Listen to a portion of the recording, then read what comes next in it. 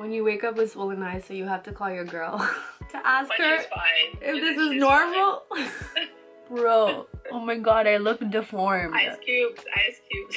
Okay, Tika. Okay, bye. Bye. My like eyelid is like overlapping my eyes. This video is supposed to be about confidence. So I decided that I'm gonna show up as my mess. I haven't even made the bed yet. Like, this is how I'm starting my day today. Things happen, but it's not gonna deter what I wanted to do today. Let's get going.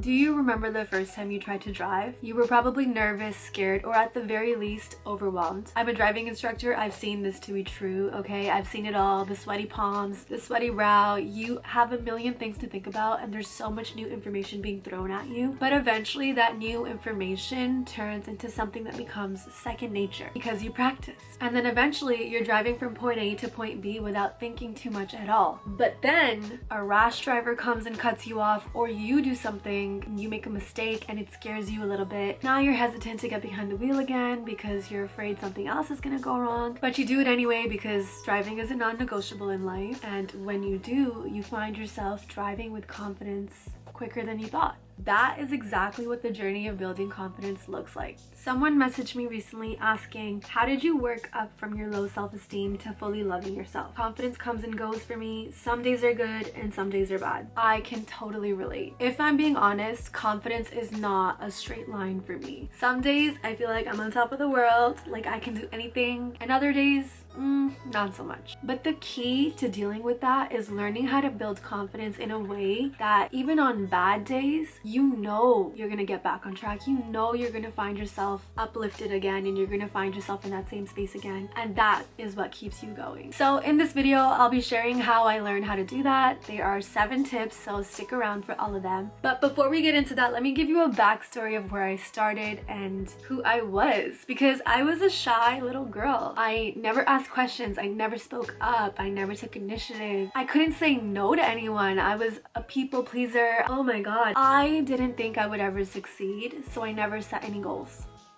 That's pretty sad.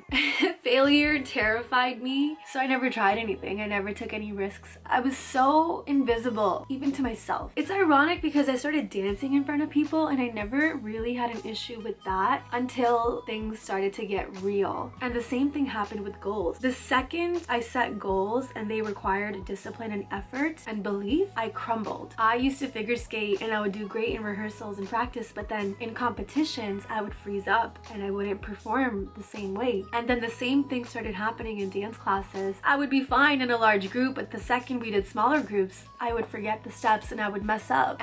And this started to create this fear of being seen. And I think that happened because I just kept telling myself that I wasn't perfect, which comes from my upbringing, right? My parents meant well, but their extreme high expectations for me put a lot of pressure on me, and being mediocre wasn't allowed, which was their way of showing love, and I understand that, but their fear of my failure started to become my inner voice, and that's the voice I started to believe. But there was this tiny, quiet little voice as well that was telling me to just try anyway. It wasn't loud, but it was persistent.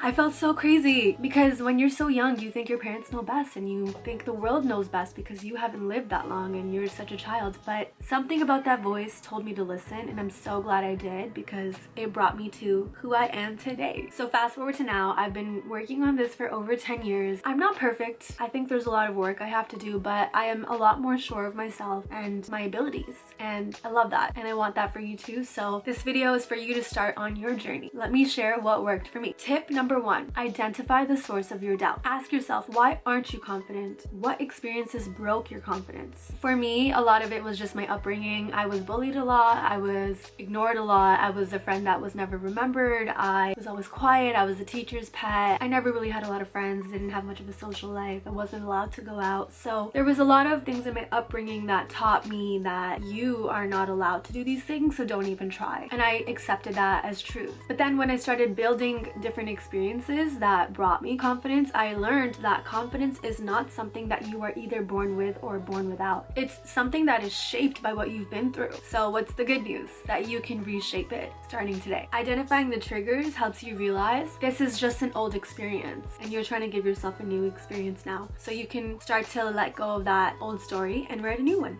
Tip number 2, envision the confident version of you and meditate on it. Who do you want to be? What does that version of you look like? What are their habits? What are their beliefs? What are their reactions to certain situations? What's their mindset? What do they feel like? Write it down. Get crystal clear on this vision. For example, when I was extremely struggling with confidence as a dancer, I just asked myself what the confident version of me would do, and the answer was she would take foundational classes, she would strengthen her body, she would take care of her body, and she would believe in herself. And that is what was required. So I started to embody it, and slowly but surely I became her.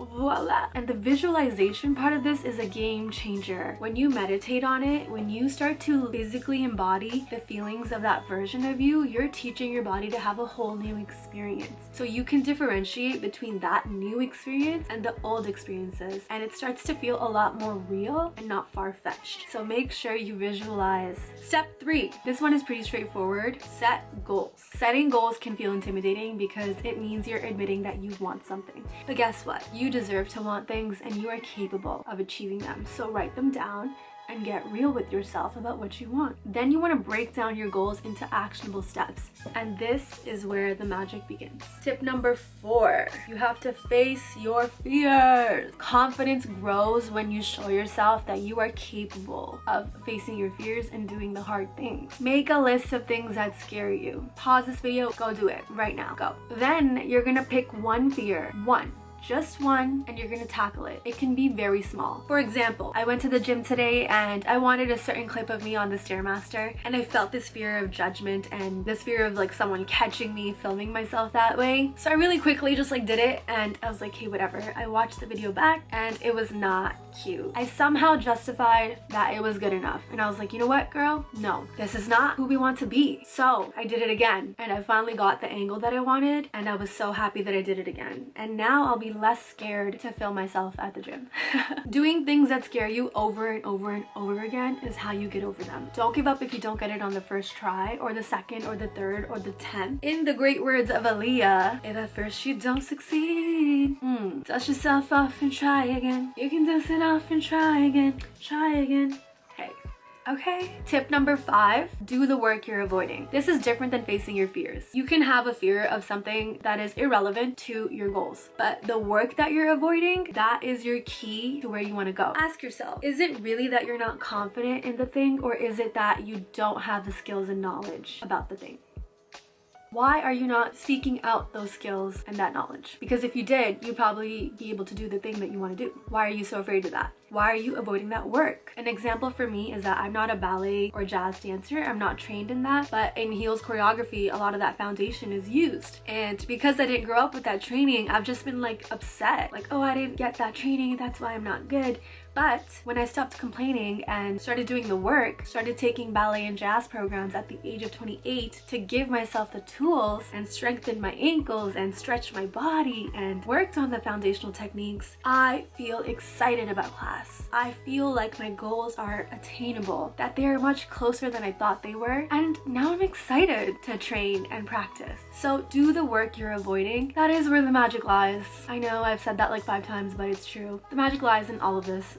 And also, if you set goals and then you set actionable steps towards them, and this is the work that you are avoiding, it is even more important to do those steps now that you've acknowledged them and written it down. Why, you ask? Because you have to keep your word. And that is tip number 6, okay? Keeping your word to yourself is the easiest way to build respect for yourself. It is the easiest way to build confidence. If you say you're gonna do something and you do it, you are showing yourself, nobody else, you are just showing yourself that I am capable of doing what I said I was going to do. Every time you give into your brain or the excuses or the obstacle, you are telling yourself that you are incapable. This might happen on a very subconscious level. Example for today, okay? So every morning I set a goal to do apple cider vinegar with lemon and my oxy shred. Today I ran out of lemons and somehow convinced myself to not do the apple cider vinegar. I could have done it. I wouldn't have died if I didn't have the lemon. It would have like been a little bit more uncomfortable, but I could have done it. And now that I'm still thinking about it, you know what? I'm gonna go take the shot, because it doesn't matter that I'm doing it at an inconvenient time or at a less optimal time. It's the fact that I said that I wanted to do it. I didn't do it. It's eating away at me now because I understand how important it is to keep my word, and so I'm gonna go do it, even though it's not the perfect time. Which leads me to my last tip. Ditch the perfection. Imperfect action over the perfect situation will bring you more results. I started my cut back in October. I went on a 2-month transformation. I got a coach, got a diet plan, fitness plan, everything, and I maybe followed it with the 80-20 rule, meaning I only followed it to like 80% accuracy. Did I still see results?